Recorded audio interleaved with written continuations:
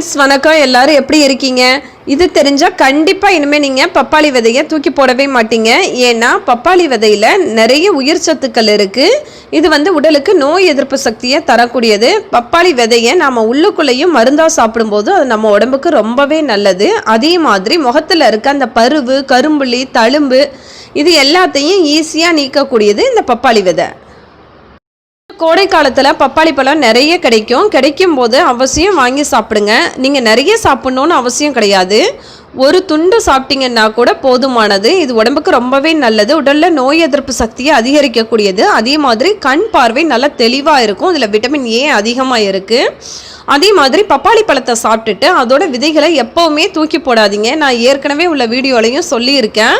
இது மாதவிடாய் பிரச்சனைகளை சரி செய்து, அதே மாதிரி மலச்சிக்கல், அப்புறமா வயிற்றில் இருக்கிற அந்த புழு பூச்சிகள் இது எல்லாத்தையுமே வெளியேற்றக்கூடியது. உடம்புக்கு ரொம்ப ஆரோக்கியத்தை தரக்கூடியது. அதனால் கழுவி சுத்தம் பண்ணி நல்லா காய வச்சு எடுத்து வச்சுங்க. இப்போ நான் 2 ஸ்பூன் அளவுக்கு பப்பாளி விதை எடுத்திருக்கேன். இது கூட ஒரு 4 துண்டு அளவுக்கு தேங்காய் பல் எடுத்திருக்கேன். அடுத்து ஒரே ஒரு தக்காளி எடுத்திருக்கேன். ஒரு மிக்சி ஜாரை எடுத்து நம்ம குட்டி குட்டியாக கட் பண்ணி வச்சுருக்கிற தக்காளி, அந்த 2 ஸ்பூன் பப்பாளி விதை, தேங்காவை போட்டுக்கோங்க. உங்களுக்கு தேங்காய் இல்லைன்னா நீங்கள் அதுக்கு பதில் உருளைக்கிழங்கு இருந்துச்சுன்னா கூட ஒரு பாதி உருளைக்கிழங்கு போட்டுக்கலாம். இப்போ இது கூட நான் ஒரு 4 ஸ்பூன் அளவுக்கு தயிர் சேர்த்து நல்லா நைஸாக அரைச்சிக்கிறேன். இப்போ நல்லா அரைச்சாச்சு. நீங்களே பாருங்கள், ரொம்ப நைஸாலாம் இருக்காது, கொஞ்சம் கொரகொரப்பாக தான் இருக்கும். இப்போ அரைச்சாச்சு. நீங்கள் வேணால் தயிர் கூட கொஞ்சமாக தண்ணி சேர்த்துக்கலாம். ஆனால் அவசியம் தயிர் சேர்த்துக்கங்க. ஏன்னா பப்பாளி விதையில் காரத்தன்மை அதிகமாக இருக்கும். நாம் தயிர் சேர்க்கும்போது எந்த எரிச்சலும் எதுவும் ஏற்படாது. அதுக்காக தான். அடுத்து இது கூட ஒரு 2 சிட்டிகை அளவுக்கு கஸ்தூரி மஞ்சள் சேர்த்துக்கங்க. உங்ககிட்ட கஸ்தூரி மஞ்சள் இல்லைன்னா பரவாயில்லை, சாதாரணமாக குழம்புக்கு போடுற மஞ்சத்தூள் எதுவாக இருந்தாலும் நீங்கள் தாராளமாக சேர்த்துக்கலாம். ஆனால் அவசியம் மஞ்சத்தூள் சேர்த்துக்கங்க. ஏன்னா மஞ்சள் ஒரு கிருமி நாசினி. இது சருமத்துக்கு ரொம்பவே நல்லது, எந்த பாதிப்பையும் ஏற்படுத்தாது. இப்போ நல்லா கலந்து விட்டுருங்க. இதை தாராளமாக ஆண்களும் பயன்படுத்தலாம். அடுத்து இது கூட நான் ஆரஞ்சு தோல் பவுடர் சேர்த்துக்கிறேன். அதாவது ஆரஞ்சு பழத்தோட தோலை நல்லா காய வச்சுட்டு பவுடர் ஆக்கிக்கங்க.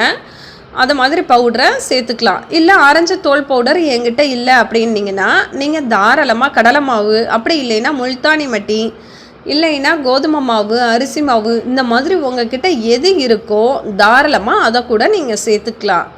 சேர்த்து ஒரு 1/2 ஸ்பூன் சேர்த்திங்கன்னா போதுமானது. சேர்த்து இந்த மாதிரி நல்லா கலந்து விட்டுருங்க. கலந்து விட்டதுக்கப்புறமா உங்கள் முகம், கழுத்து, கைகளை நல்லா கழுவிட்டு குளிர்ந்த நீரால் இந்த மாதிரி நாம் ரெடி பண்ணி வச்சுருக்கிற இந்த கலவையை முகத்தில் வச்சு ஒரு 5 நிமிஷம் தேய்ச்சாலே போதும். தேய்ச்சிட்டு அப்படியே ஊற விட்டுருங்க. ரொம்ப நேரம்லாம் ஊற விட வேணாம். 10 நிமிஷத்தில் கழுவிடுங்க. ஏன்னா போட்டதும் லைட்டாக எரிச்சல் இருக்கிற மாதிரி இருக்கும். ஆனால் இது சருமத்துக்கு எந்த பாதிப்பையும் ஏற்படுத்தாது. இது அனுபவபூர்வமான உண்மை. இதனால் பார்த்தீங்கன்னா என்ன ஆகுனா, முகத்தில் இருக்க அந்த பருவு, தழும்பு, அதே மாதிரி நிறைய பேருக்கு கட்டி கட்டியாக வர்ற மாதிரி இருக்கும்ல முகத்தில், அந்த பருவு எல்லாமே சரியாயிரும். அதே மாதிரி கழுத்தில் இருக்கிற அந்த மரு குட்டி குட்டியாக இருக்கும்ல, அது எல்லாமே கொஞ்சம் கொஞ்சமாக உதிர ஆரம்பிக்கிறத நிச்சயமாக நீங்களே நல்லா கண்கூட பார்க்கலாம். ஏன்னா ரொம்ப சூப்பராக அந்த கழுத்தில் இருக்க கருமை, மருக்கள் இது எல்லாமே கொஞ்சம் கொஞ்சமாக மறைய ஆரம்பிச்சிரும். அதே மாதிரி முகத்தில் இருக்க அந்த பருவு, கரும்புள்ளி, தழும்பு இது எல்லாமே சரியாயிரும். குழந்தைங்களுக்கு போட வேணாம், கொஞ்சம் காரத்தன்மையாக இருக்கும். அதனால தான் சொல்கிறேன். பெரியவங்க தாராளமாக போட்டுக்கலாம். இது சருமத்துக்கு எந்த பாதிப்பையும் ஏற்படுத்தாது. முகத்துக்கு நல்ல நிறத்தையும் பொலிவையும் தரக்கூடியது. அவசியம் இதை ட்ரை பண்ணி பாருங்கள். இதை ஒரு டப்பாவில் அப்படியே ஊற்றி மூடி போட்டு ஃப்ரிட்ஜில் வச்சிங்கன்னா கிட்டத்தட்ட 3 நாள் வரைக்கும் நல்லாயிருக்கும். அப்புறமா கெட்டு போயிடும். அதே டப்பாவில் மூடி போட்டு ஃப்ரீசரில் வச்சிங்கன்னா கிட்டத்தட்ட 15லேருந்து 20 நாள் வரைக்கும் அப்படியே இருக்கும், கெட்டு போகாது. உங்களுக்கு எப்போல்லாம் தேவையோ அப்போல்லாம் தாராளமாக நீங்கள் எடுத்து பயன்படுத்திக்கலாம். அதே மாதிரி வெயிலால் ஏற்படுற அந்த கருமை இது எல்லாத்தையுமே சரி செய்யக்கூடியது இந்த பப்பாளி விதை. மாதிரி ஃப்ரீசரில் வச்சு ஐஸ் கட்டியாக பயன்படுத்தும் போது இது நம்ம சருமத்துக்கு கொஞ்சம் எரிச்சல் தன்மை இல்லாமல் கொஞ்சம் குளிர்ச்சியாக இருக்கிற மாதிரி இருக்கும். இதனால் என்ன ஆகுதுன்னா முகத்தில் இருக்க அந்த பருக்கள், அதே மாதிரி இறந்த செல்கள், அழுக்குகள் இது எல்லாம் வெளியேறும். அதே மாதிரி சரும துவாரங்களில் இருக்கிற அழுக்குகளை எல்லாம் கூட வெளியேற்றக்கூடியது. இதை நீங்கள் சோப்பாகவும் செஞ்சு பயன்படுத்தலாம்.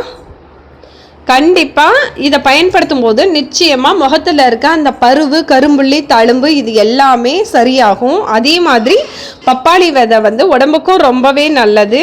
மலச்சிக்கல் இருந்தால் தான் அது நமக்கு பல பிரச்சனையை உண்டு பண்ணும். நீங்கள் பப்பாளி விதையை லைட்டாக பொடி பண்ணிவிட்டு அதை நீங்கள் டீ மாதிரி கொதிக்க வச்சு குடிச்சிங்கன்னா போதும். மலச்சிக்கல் பிரச்சனையெல்லாம் சரியாகும். மாதவிடாய் பிரச்சனையும் சரியாகும்.